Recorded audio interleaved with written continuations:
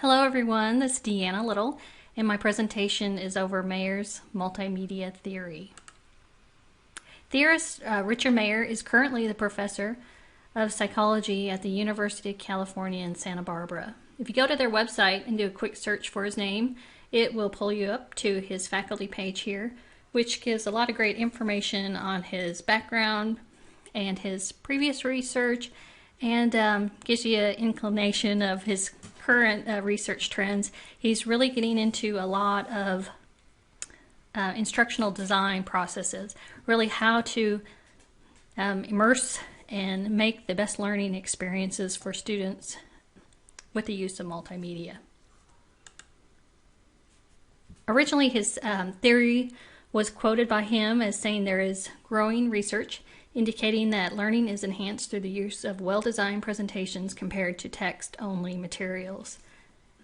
This has really grown throughout the years to include all sorts of multimedia with videos and virtual reality simulations. He's really become the theoretical framework for VR research. So my presentation wouldn't be multimedia-ish if I didn't go to the source himself. So we have a quick clip here to hear his goals and ideas about improving instructional design. Well, I think in general graphics are kind of an understudied part of the instructional scene, and I don't think we understand as well about how to design good graphics, including video, as we do for how to just design verbal presentations. A lot more thought has gone into, how you lecture or how you write a textbook than has gone into how you design a good instructional graphics, animation, and video, let's say. But if you look at a typical instructional episode, a lot of the time is devoted to graphics, including video. So I think it has a very important place in K-12 and in college instruction and in adult training in general. So I think video has a very important place, and what we need to understand is how to use it in the most effective way. So my approach is to try to take an evidence-based approach, look at what we know about how the human mind works, look at what the research has to say about how people process information, and use that to design effective learning experiences, including video.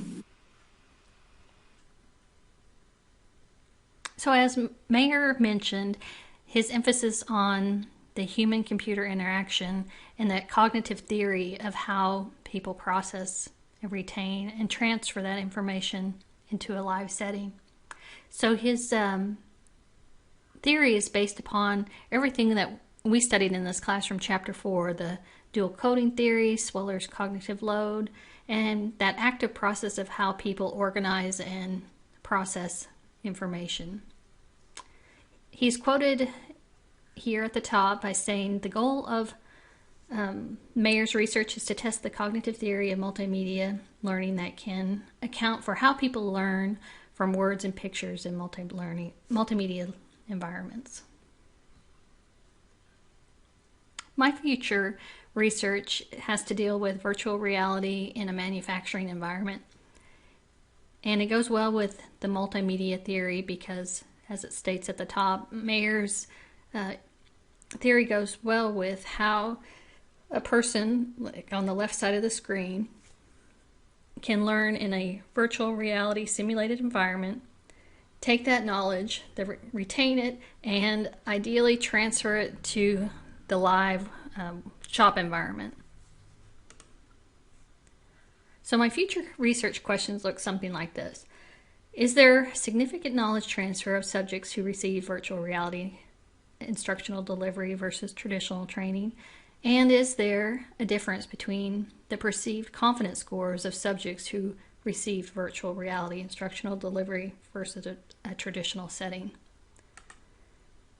So my framework would look something like this. For the confidence area, using Bandura's self-efficacy theory, especially for students that are brand new to this area, walking into that shop, I'll show you some pictures at the end, it can be extremely overwhelming.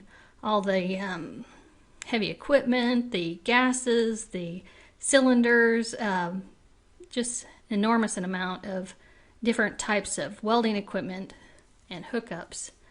Hopefully students who are experienced to a virtual reality environment really can gain that self-confidence and self-efficacy that they feel they can go out and immediately perform the job in the real life setting. And then of course Mayer's multimedia theory that we talked about, and then how multimedia can be used to reduce the cognitive load using Sweller's theory. So if you were to go purchase a Lincoln Electric virtual reality simulator, it would come delivered just like this. You have the box there itself that can simulate numerous types of welding certifications, techniques, and processes, and settings, and amperages, and speeds. And the piece on the left can do vertical, horizontal, all different types of positions. And then of course the hood there is when the person puts that on, it puts them like in a gaming environment where they can go be welding in a high-rise tower. They could be welding in the desert.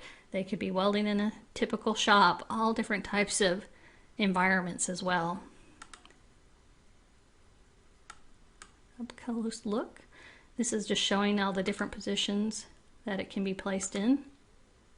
A nice feature is this VGA output on the back, which allows a teacher to plug in their projection monitor to the back of the unit.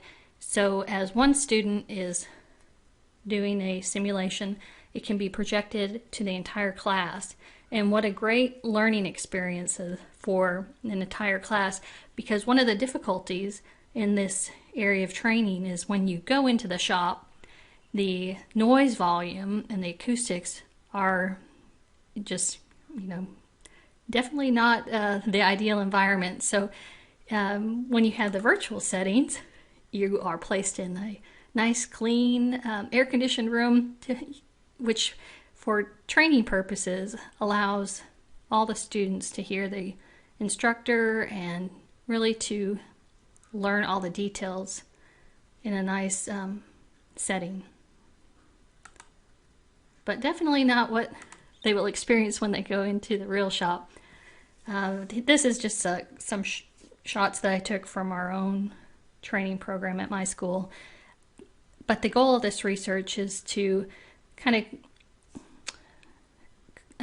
expand on what was done by the University of Iowa, where they found significant results in certification, training time, and students' ability to take the knowledge that they learned using the virtual simulator and go out into the shop and apply it with confidence and obviously with great ability, because the certification rates themselves were increased significantly for those that were exposed to VR treatment.